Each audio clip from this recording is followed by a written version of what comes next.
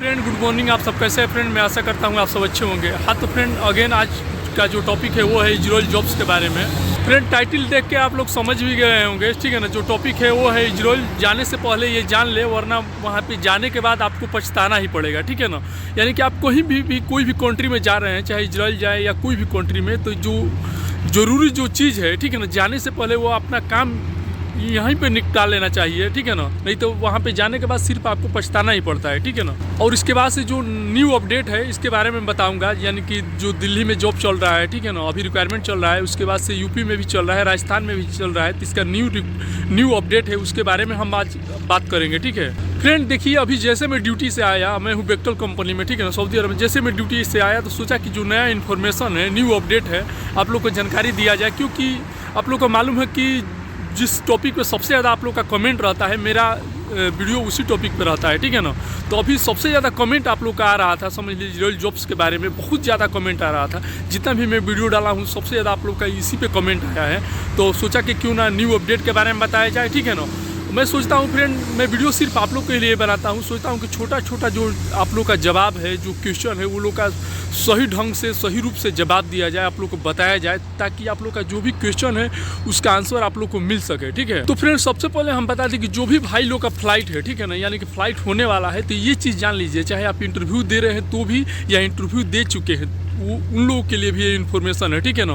ये फ्रेंड हर आदमी नहीं बताता है। मैं बहुत से वीडियो में देखा, लेकिन हर कोई ये जानकारी नहीं देता। सबसे पहला क्या चीज़ है कि आपको पछताना पड़ेगा। सबसे पहला जो चीज़ है आज की डेट में, समझ लिया हर कोई यूज करता है, वो है सिम से फ़ोन पे, ठीक है ना। आप भी फ़ोन पे यूज करते हैं। इससे समझ लीजिए कि हम लोग का डेली रूटीन जुड़ा है, ठीक है ना। फ़ोन पे ऐसा चीज़ है, देखिए मैं यहाँ पे आया हूँ सऊदी अरब में, ठीक है ना। मैं क्या किया कि जब वहाँ से चला तो भी अपना जो नंबर था जियो का, वो नंबर कन्वर्ट कर दिया, ठीक है ना, यानी कि पोर्ट करा दिया, ठीक है ना। तो आप लोग भी अगर इजराइल जाना चाहते हैं, जो भी भाई लोग इंटरव्यू दे चुके हैं या इंटरव्यू मतलब दे दिए हैं, उनका फ़्लाइट होने वाला है या वीज़ा आने वाला है, तो सबसे जो कंपलसरी चीज़ है मैं बता दे रहा हूँ कि जो अपना सिम कार्ड है, सिम कार्ड एयरटेल या वोडाफोन आइडिया, ठीक है ना, VI, ठीक है ना, एयरटेल या वोडाफोन आइडिया में पुट करा लीजिएगा। अगर दूसरे कंपनी का भी सिम है तो वोडाफोन आइडिया या एयरटेल का सिम ले लीजिएगा, ठीक है ना। क्योंकि वहाँ पे कंपलसरी है, समझ लीजिए। अगर आप लेकर जाएंगे तो आपका इतना हेल्प करेगा सिम की पूछिए मत। जैसे मैं ही यहाँ पे लेकर आया हूँ, वोडाफोन आइडिया में कन्वर्ट किया सिम, और यहाँ पे मेरा इंडिया का सिम चल रहा है, समझ लीजिए। वोडाफोन आइडिया इंडिया का सिम यहाँ पे नेटवर्क पकड़ रहा है, ठीक है ना। मैं यही से सब अपना हैंडल करता हूँ, समझ लीजिए। या तो दूध का पैसा देना है, या कोई EMI भरना है, या कुछ भी करना है, ठीक है ना, किसी बैंक में ट्रांसफ़र करना है, या अपना सिम रिचार्ज करना है, या अपना फैमिली का सिम रिचार्ज करना है, तो समझ लीजिए कि यहीं से मैं रिचार्ज करता हूँ, ठीक है ना। तो समझ लीजिए इजराइल में तो और बंदी है, समझ लीजिए। अगर आप सिम नहीं लेकर जाएंगे तो आपको बहुत प्रॉब्लम होगा, समझ लीजिए। वहाँ पे सिम मिलेगा वहाँ का, लेकिन अगर जो आप इंडिया का सिम लेकर जा रहे हैं तो उससे अपना फ़ोन पे, गूगल पे सब कुछ आप यूज़ कर सकते हैं, समझ लीजिए, ठीक है ना। तो ये सबसे कंपलसरी चीज़ है। अगर अभी आपका टाइम है, बहुत से लोग वहाँ पर जाकर और पछता भी रहे हैं, ठीक है ना। तो जाने से पहले अगर आपका फ़्लाइट होने वाला है या वीज़ा आने वाला है, तो सबसे पहला काम जो अभी कर लीजिए, समझ लीजिए। अगर आप जाना चाहते हैं तो अपना सिम एयरटेल का ले लीजिएगा या वोडाफोन आइडिया का। 2 सिम चलता है विदेश में, कहीं पे भी आप जाइए, चाहे US कंट्री में जाइए, अमेरिका में जाइए, चाहे गल्फ कंट्री में जाइए, या यूरोप कंट्री में जाइए, मतलब या सऊदी, दुबई, कतर, बहरीन, कहीं पे भी जाइए। पहला नंबर जो सबसे बढ़िया नेटवर्क मिलता है वो एयरटेल का, और दूसरा नंबर वोडाफोन आइडिया। ये दोनों सिम में कोई भी आप सिम ले सकते हैं। और सिम लेने के बाद से काम कीजिएगा कि रोमिंग पैक उसमें डलवा दीजिएगा। जो इंटरनेशनल रोमिंग पैक है वो डलवा लीजिएगा, ठीक है ना। क्योंकि आप चले जाएंगे इजराइल या कहीं पे भी चले जाएंगे तो आपका बहुत हेल्प कर सकता है। चाहे एयरपोर्ट में ही आप कहीं फंस गए, या कोई बात हो गया, किसी का टिकट छूट जाता है, किसी का वीज़ा ही नहीं लगता है, किसी का एयरपोर्ट में बहुत प्रॉब्लम होता है, तो आपके पास इंटरनेशनल रोमिंग वाला सिम रहेगा तो डायरेक्ट आप कॉल कर सकते हैं अपने ऑफिस में, अपने फैमिली के पास में। समझिए कितना ईजी हो गया है, समझ लीजिए। इंटरनेशनल रोमिंग आपका इंडिया का ही सिम मैं बता रहा हूँ, एयरटेल का, वोडाफोन आइडिया का चलेगा विदेश में, मेरा यहाँ पर चलता है, ठीक है ना।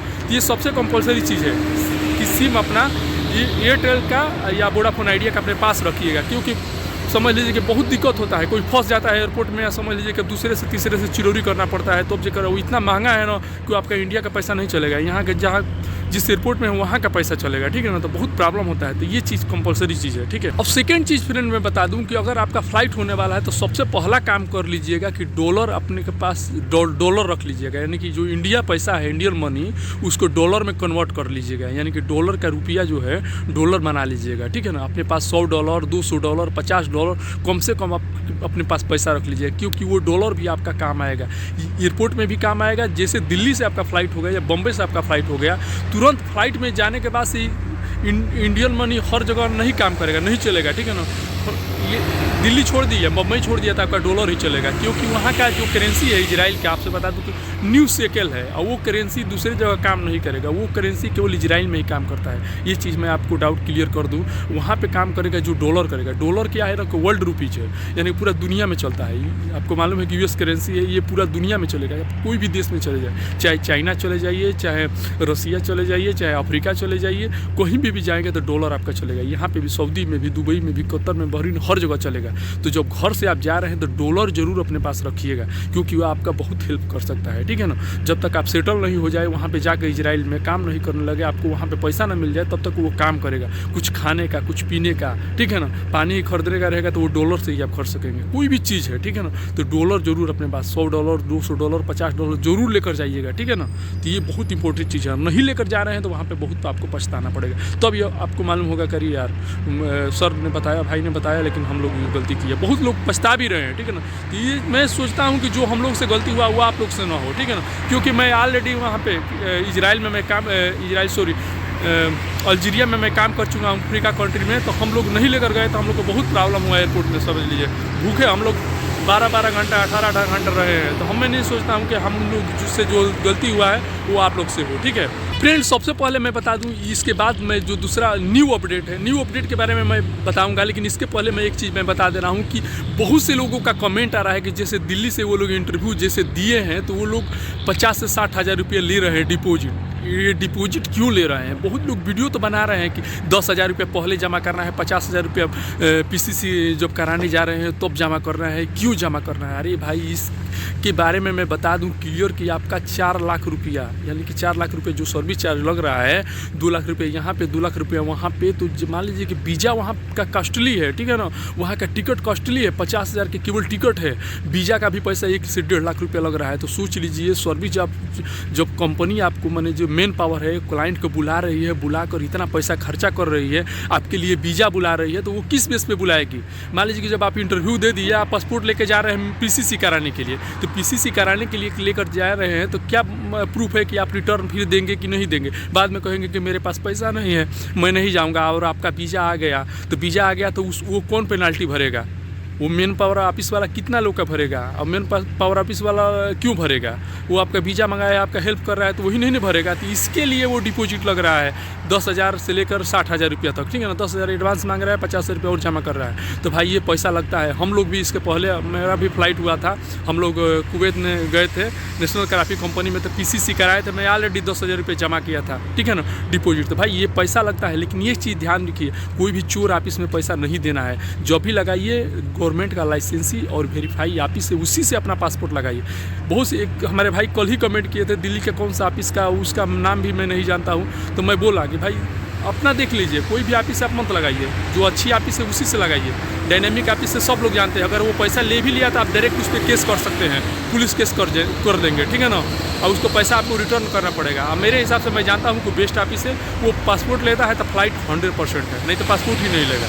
तो जो भी अच्छी ऑफिस है उससे लगाइए, उससे आप डिपॉजिट भी दे सकते हैं। वो डिपॉजिट आपका वीज़ा आएगा तो वो डिपॉजिट में कट जाएगा, जो आपका पैसा है उसमें कट जाएगा। तो भाई पैसा लगता है, इसलिए घबराइएगा मत। जब आपको पैसा भरना है तो वो माइनस हो जाएगा, जो 50-60 हज़ार रुपये जो लग रहा है वो माइनस हो जाएगा पैसा। तो इसके घबराने के बाद नहीं, वो पैसा जिसके आप PCC कराने लेके जाएंगे पासपोर्ट, उसके लिए वो पैसा लग रहा है। कि मान लीजिए कि आप PCC कराने लेकर गए, वो वीज़ा वहाँ पे वो कर दिया, अप्रूवल कर दिया, वीज़ा आपका आ गया। अगर PCC कराकर अब नहीं आया, पासपोर्ट नहीं जमा किया, तो फिर वो क्या करेगा?